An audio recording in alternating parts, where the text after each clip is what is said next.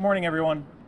Thank you for joining us. We are here to discuss the stabbing death that occurred yesterday on West Onondaga Street, and also to discuss the other recent tragedies involving teenagers in our community. I'm going to turn it over to Chief Buckner momentarily to give an update on yesterday's incident. But the reality is we are a community in crisis. Our children and our families in this community are in crisis. We lost a 13-year-old girl and a 15-year-old boy within the past week. That is not normal. It can never be normal. And we as a community need to do more to protect our children and to support our families. It's difficult to find the words, but we know that we need to support our children. They are not getting sufficient support in their homes, which means that we need to give them their support in schools. We need to give them support in community centers, in places of worship, and in the streets. We need to teach our children how to value their own lives and how to value the lives of others. Something is fundamentally broken. Something has been lost in communication with our children.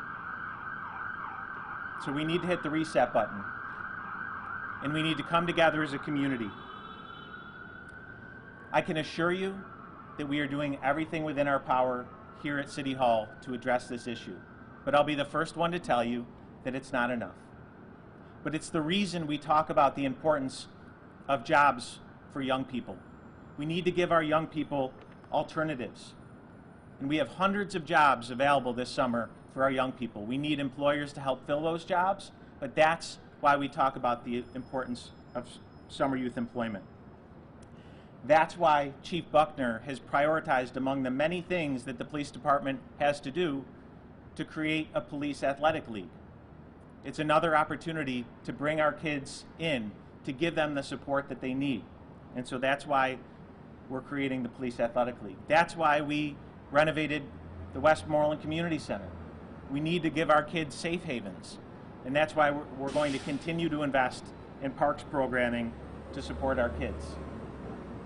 That's why the Syracuse City School District is working every day, not just to address the basic educational needs of our children, but to address all of the other needs that aren't being met, from nutrition to mental health to overall health care. Again, as a community, we need to wrap our arms around not just our children, but our families that are in need. So I want to talk a little bit more about all of those things. I want you all to hear from some of our other partners. The reason I'm standing here with the Chief of Police, with the Syracuse City School District, with the Council President, with the Deputy Mayor, is because we cannot do this alone. And behind all of us, we need everyone else in the community, because this is a societal problem. This is not a city problem. This is a problem that as a society we need to fix, because we're broken. I'm going to turn it over to Chief Buckner to talk about the specifics of the incident, and then we'll hear from some of our other guests. Chief. Thank you, Mayor. I'll just give starting with most recently, yesterday, just a quick recap of what we have to share. On the 24th at approximately 5:55 p.m., Syracuse police officers responded to the 1200 block of West Onondaga Street for a call of a stabbing. Upon arrival, they learned that a 13-year-old female identified as Najee Wright, the spelling on that is N-A-J''E-E, last name Wright, common spelling, 13 years of age, from the city of Auburn, New York, had been stabbed during some sort of physical disturbance. She was transported to Upstate University Hospital by AMR ambulance, where she was subsequently pronounced dead. A 16-year-old female from Syracuse has been arrested on the charges of manslaughter in the 1st degree and criminal possession of a weapon in the 4th degree. The suspect was subsequently lodged in the juvenile detention facility in Erie County. On the 24th, which was on Friday at around 9:54 p.m., officers responded to the 400 block of Charlotte Street for a shots fired call. Upon arrival, officers located a 15-year-old male identified as Radamez Francisco, who was shot.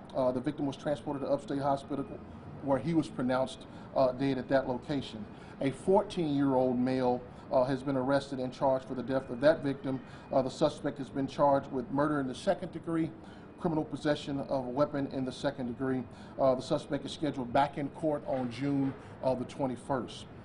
In closing, as to kind of echo some of the sentiments that the mayor shared, this is a community challenge. This is a community, will need a community response and an entire community accountability of what's happening. I can tell you from the police standpoint, we're certainly doing and trying everything within our power to protect our city. But as we all know, we can't arrest our way out of this because we're arresting people every day for a variety of things. But we certainly are going to need the community's help in securing our city. If you are an organization or an individual that has a capacity to be able to help someone, I always encourage people to start with the youth. Our youth are making some very, very bad decisions at these difficult intersections of their lives, and for a variety of reasons they're making these wrong decisions. But it's going to require a total community response in order for us to be able to gain traction on some of these things that we're seeing. In addition to our victims being juvenile and youth, the suspects that we're arresting for these crimes in many cases have been juveniles. So again, from a community standpoint, our churches, school system is here, all of city government resources, private sector, public sector, nonprofit, everyone needs to do as much as we can to try to address many of these issues that are going on in our community, none of which is simple. There is no simple solution as a response to this, but we certainly will appreciate the help of the public to give us some assistance. Thank you, Chief. I want to publicly acknowledge and thank the Chief and the police department for everything that they're doing. You know, I talk about the trauma that this inflicts on the community, and it impacts so many different people. And I've spoken with police officers who are parents themselves, and they are seeing what's happening to our young people. And so I want to acknowledge that our police officers are struggling with this too. But they are absolutely part of the solution, but they are not the complete solution. We need everybody. On that note, someone that has dedicated her adult life to stopping violence in our community, to supporting our young people, is our Council President, Helen Hudson. I'd like to ask Council President Hudson to share a few words. I think we're all standing here today because we see that we have a problem. We have a problem with our young people. And before I go any further, I want to take the time to offer my condolences to each family that has lost their children. And I'm going to say this, I'm going to go back to the children. We are burying our children. That is not normal. Community, we need you. We need your help. We need you to stand with us. We need you to help us save our children. We have lost a 13-year-old and a 15-year-old within the last 2 days, 14-year-old. That's not normal. It's not normal for me. I've gone to over 100 funerals and hundreds of wakes. It's not normal to see the pain that these mothers and these fathers and these siblings leave behind. That's not normal. So I'm asking everybody in the Syracuse community, let's stop finger pointing. Let's stop talking about who should do what. We all play a part in this. We all have to get out here. We all have to get our children because they are our children. Our children are dying. And we are the ones that need to step up and start being responsible. You can't see these kids out here fighting and videotaping and think it's funny. Not funny. You can't see these kids out here fighting and give them a weapon. Not funny. They're dying. So if you're not the victim, guess what? You're going away too. So that family is going to lose their loved one, their young person. These are babies. I say this all the time. Our babies are dying. And until we stand up, stand firm, and let's get these streets and get our children. If you have any kind of a idea, any kind of way to help us, reach out. You can reach out to me. You can reach out to the mayor, you can reach out to the chief, you can reach out to the deputy mayor. But we have to be able to work together to save our babies. For me, that's the most important part of why I'm standing here now. We have to save our babies because too many of them are going to Oakwood, and that is not acceptable. That is not the way the order goes. So I'm just going to say again, step up, step out. If you know, stop it. I'm not saying that you have to jump in the middle of every fight. That's why we have law enforcement. But when there is a fight, some of you folks know who those kids are. Some of you folks can touch those kids and pull them out of the fray. We have to be willing to stand up. We have to be willing to say, not now, not today, and that enough is enough. Thank you, Helen. We talked about the important role that our school district plays.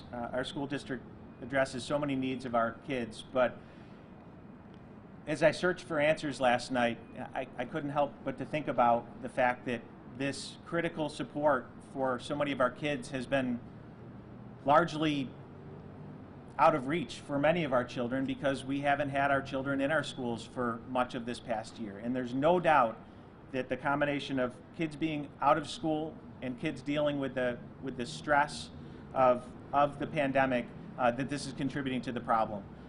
But again, the school district is doing a lot for our kids.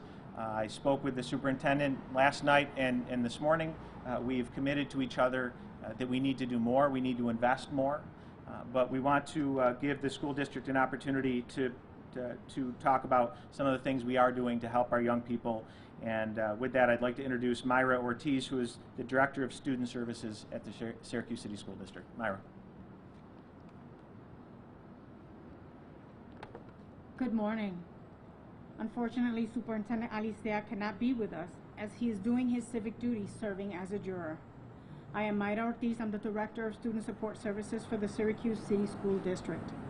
I work directly with our community agencies and SCSD student support staff to provide support to students, families, and our staff throughout the year, but especially in times of crisis.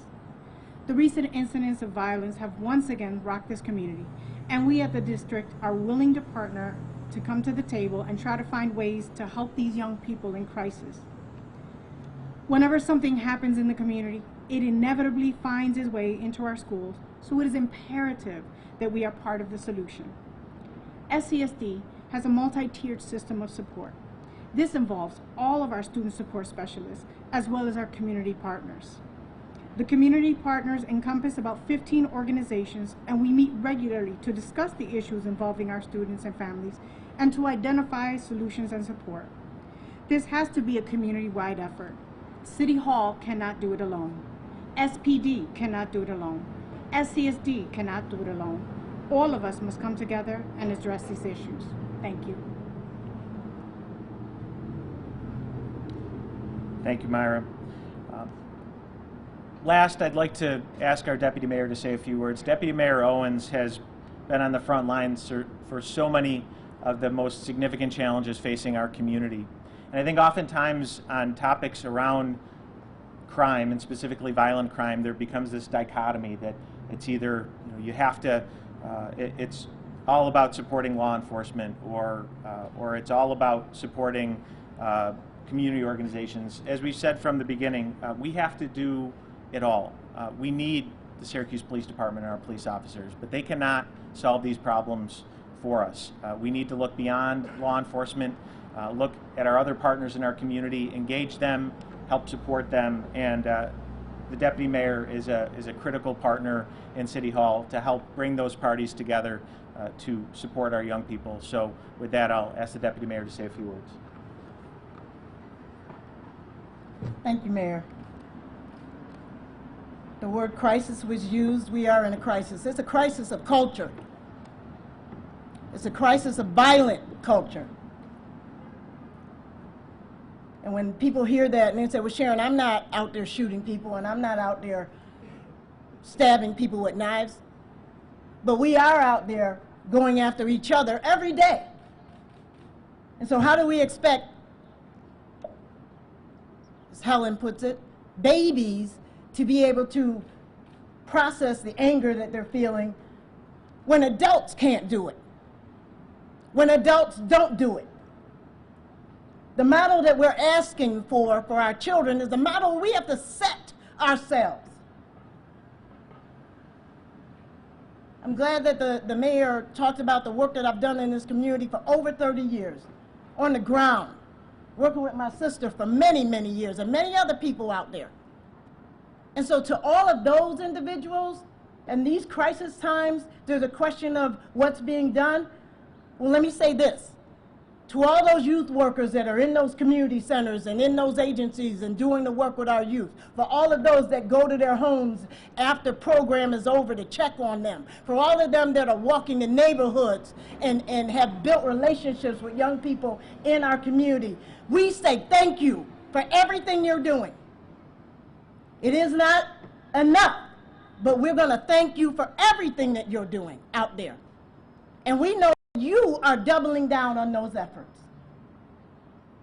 The question comes for the rest of us. I said a long time ago that if you ignore the plight of your neighbor, it is going to come knocking on your door at some point.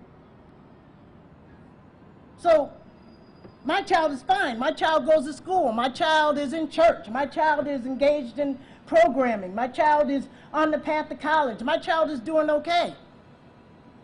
Is every child you know doing okay? Is the child living next to you okay? Is the child in your own family that you're not directly raising doing okay? That is the culture that we have to create in our community. My part as a parent, my part as a community member is to care for those that I'm responsible to, but my ultimate responsibility is to care for our community as a whole.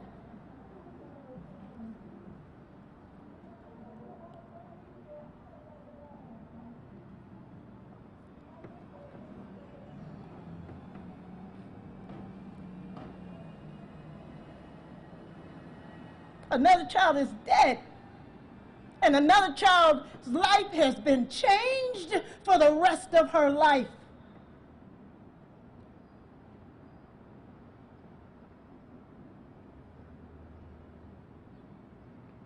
They all collectively are victims. And they're looking to the grown-ups to help figure it out. And this handful of grown-ups standing up here on the podium don't have all the answers. I'll tell you in the beginning, I'm just overwhelmed right now with grief. But I'll never give up the fight. So Helen put out the call. And we're prepared to meet you at that call.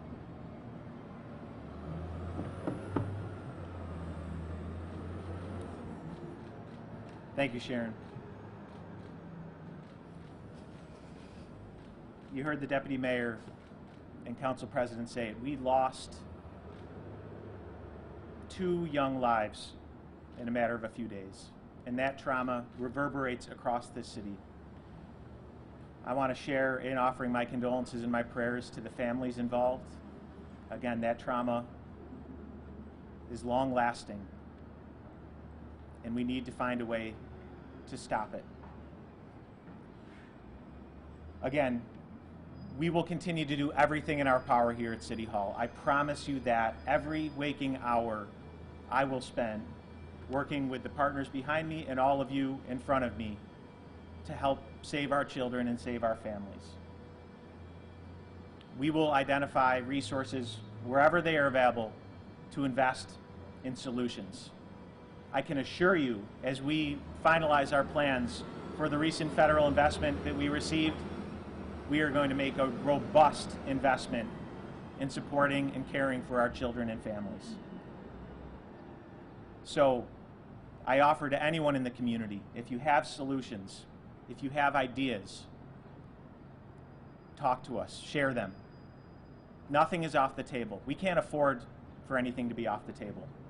So please join us in coming together, not as a city, not as a county, as a community, as a society, to wrap our arms around our young people and our families and help them. Be happy to answer questions. So, Mayor, a lot of these events take place sort of around one neighborhood. So, what is being done? What can be done? You're looking at Memorial Day weekend. What's going to be done if there's a big party? A lot of people in that area again, and there wasn't too long ago there was a police station, a substation at City Park. What's the status of that?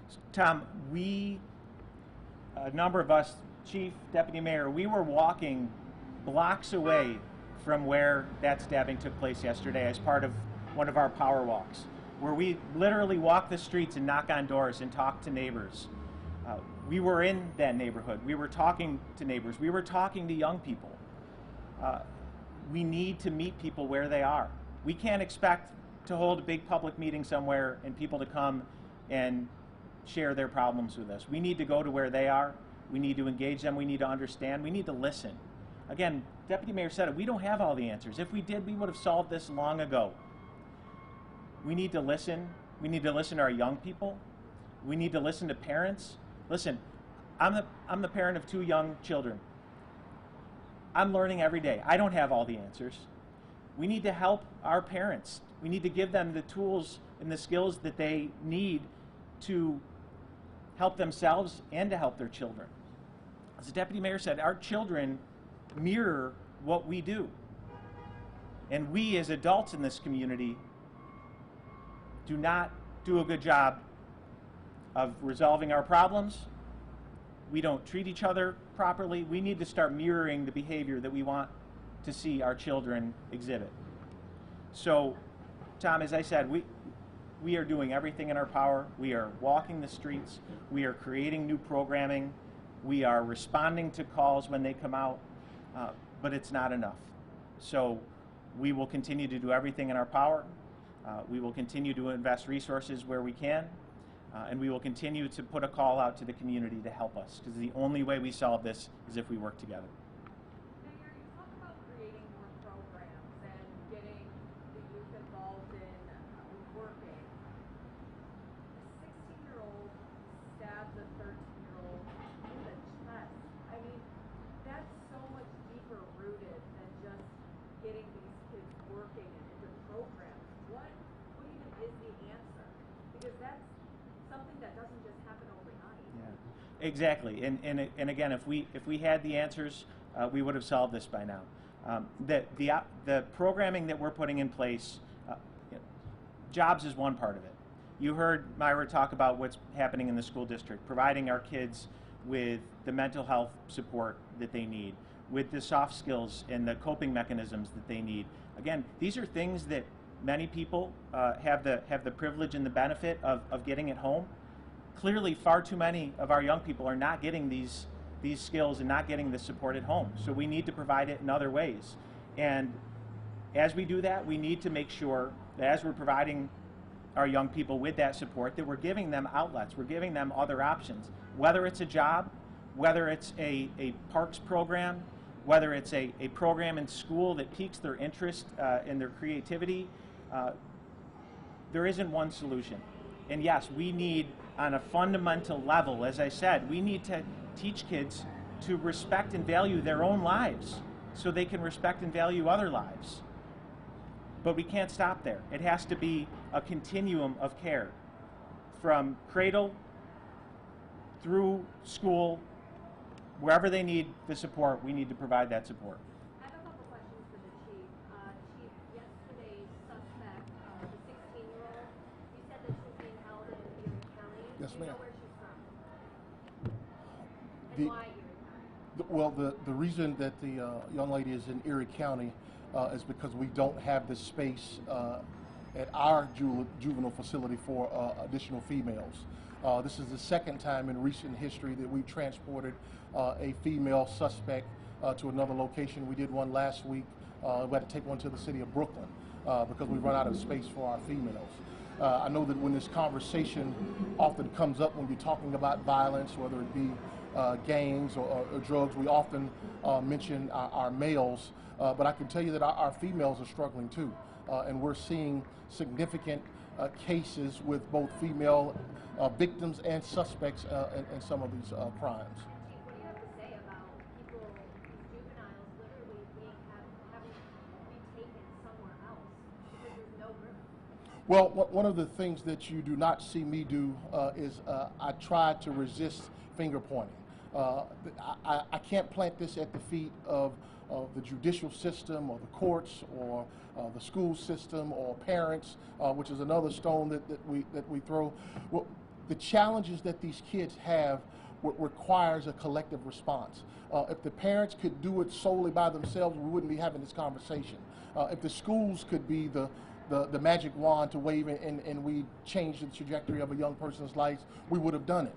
It's going to require a collective effort, and it's frustrating to have a situation where we've run out of space in our own city, county, that we have to transport them to other locations, but it's also a very sobering reality of what we're dealing with.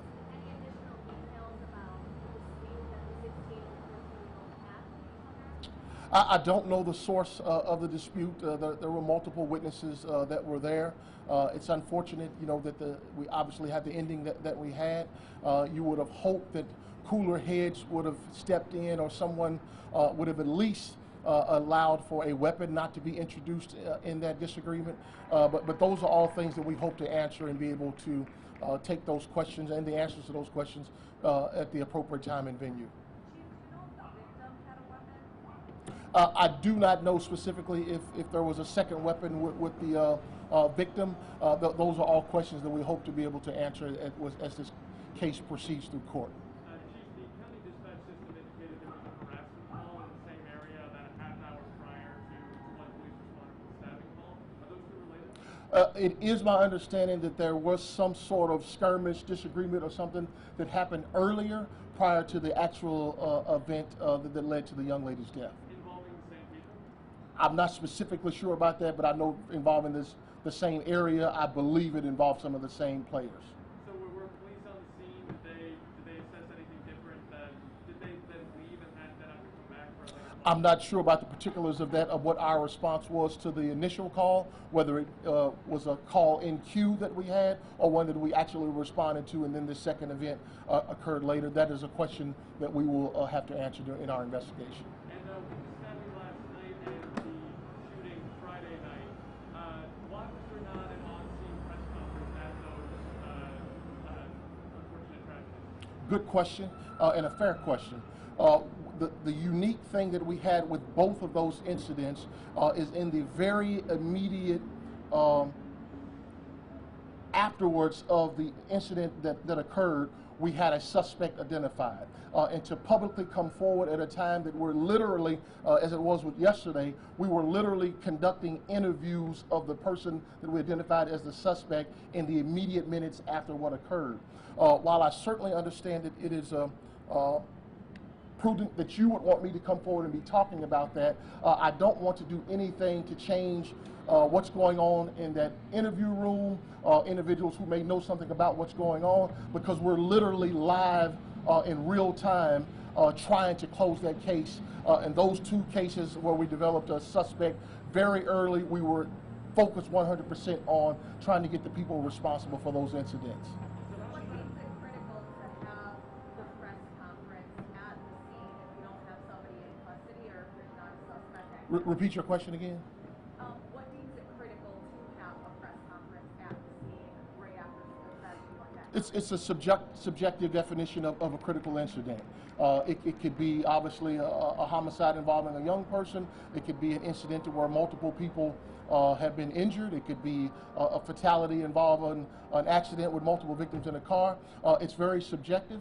As we have promised, we've kept our commitment to giving something at the scene. We're also in the process right now of exploring some new ways to be able to give that critical update. Matt Melanowski, the reason he's not here today, he's away at a training for one of the things that we hope to be able to do in the future that we think will significantly improve our ability to provide that update that the community and the media certainly wants.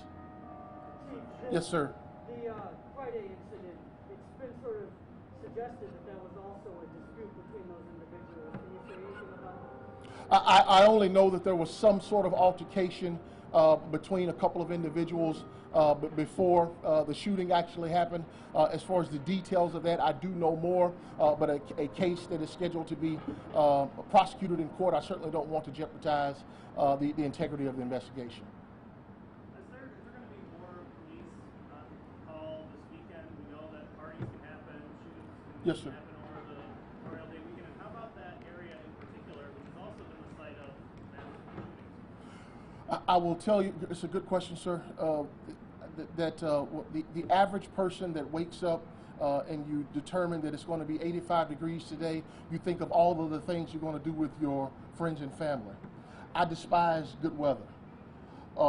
I wake up thinking about, are we going to be able to hold on today because there will be an excessive amount of people out in common areas, and can we make it through the night without something grim happening?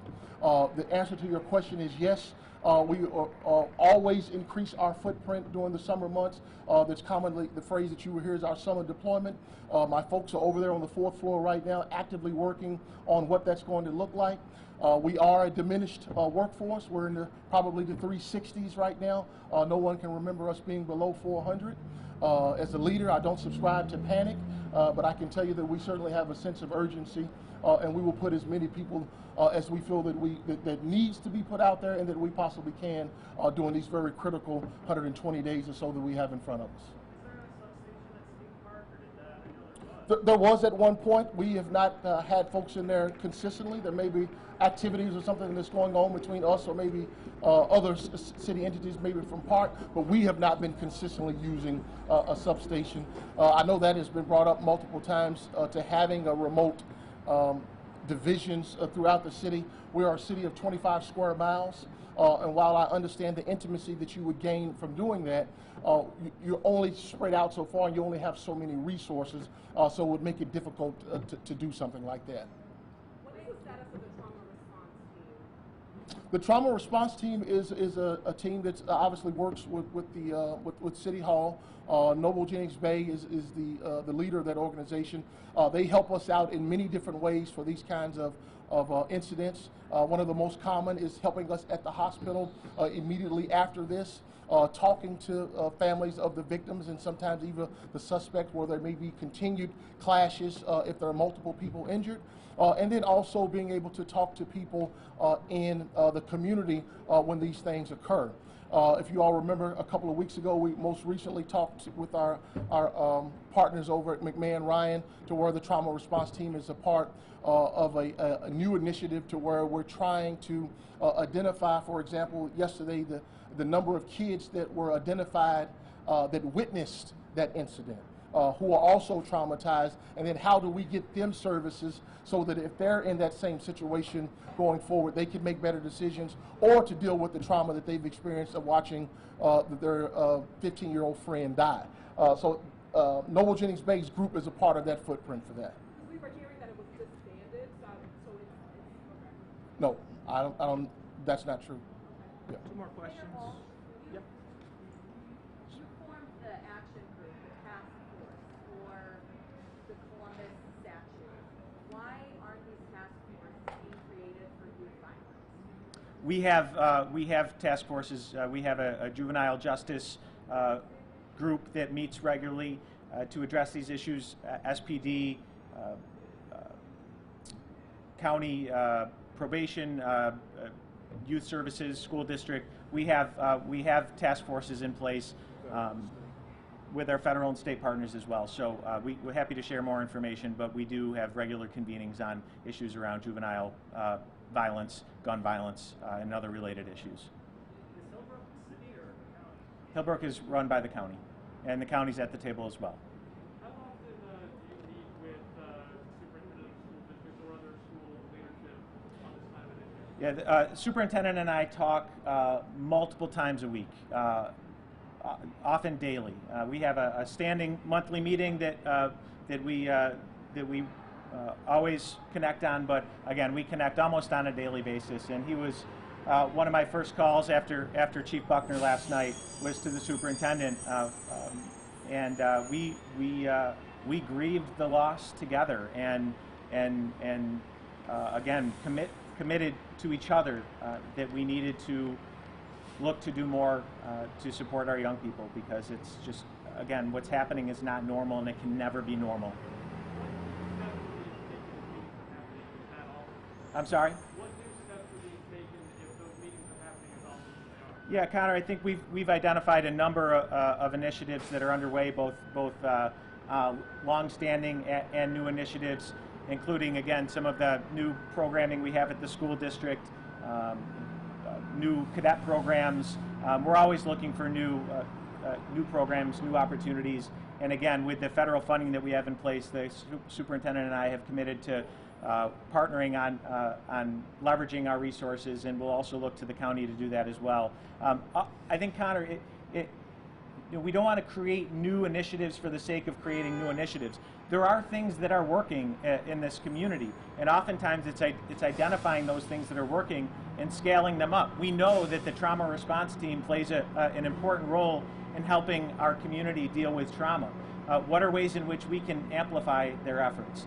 I sit on the board of the Good Life Youth Foundation. That organization works with the most at-risk young people in our city. They do good work, but it is intense. It is a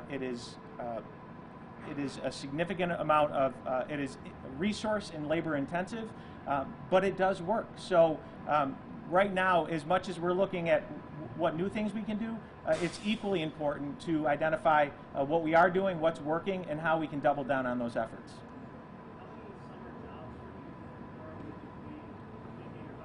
So prior to the pandemic, we were able to employ over 1,000 young people through our summer youth employment program. Our goal is to get back to that as soon as possible, ideally this year.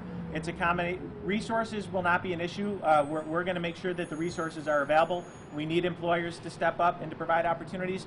And to the other question about putting young people to work, there are a lot of ways in which we can put young people to work. And I think oftentimes we think about the day-to-day work that we do, but we have innovative programming with our community partners where sometimes we're simply providing our young people with a stipend that helps them get through the day and teaches them those soft skills and those other tools that they need to hold gainful employment in the future. So when we talk about summer youth employment, it's much more than just traditional jobs. It's giving young people productive things to do and compensating them for their time. One last question. I'm afraid we're gonna lose somebody. It's real hot out here. Yes, Tom. Pools will be open. We have 8 pools in the city. Burnett Park Pool is going to be closed for renovations. All other 7 pools will be open. We turned on our water features early this year to account for the heat. Again, we're going to make sure that there's plenty of opportunities at our parks for young people to have safe and healthy things to do. Mayor, I appreciate the feedback. If I could just ask one more question. Last one. We talked a lot about here, as much as it's a community effort, and of course this needs to be multifaceted. Yeah. But about someone living on Shauna Street, West Onondaga, or just in general in the city, and I'm afraid tonight to be in my own home. What can I expect from City Hall to change tomorrow, next week, next month, next year? That's the reality, Connor, that far too many people in our community live in every day. And so all I can say to those people and everyone else is, speaking on behalf of myself and everyone behind me, we are doing everything within our power to protect the people in our community and to keep them safe. But I've acknowledged from the beginning that it's not enough. So I can commit to continuing to do that, and I ask that the community come along and do everything they can to support our efforts. Thank you, everybody.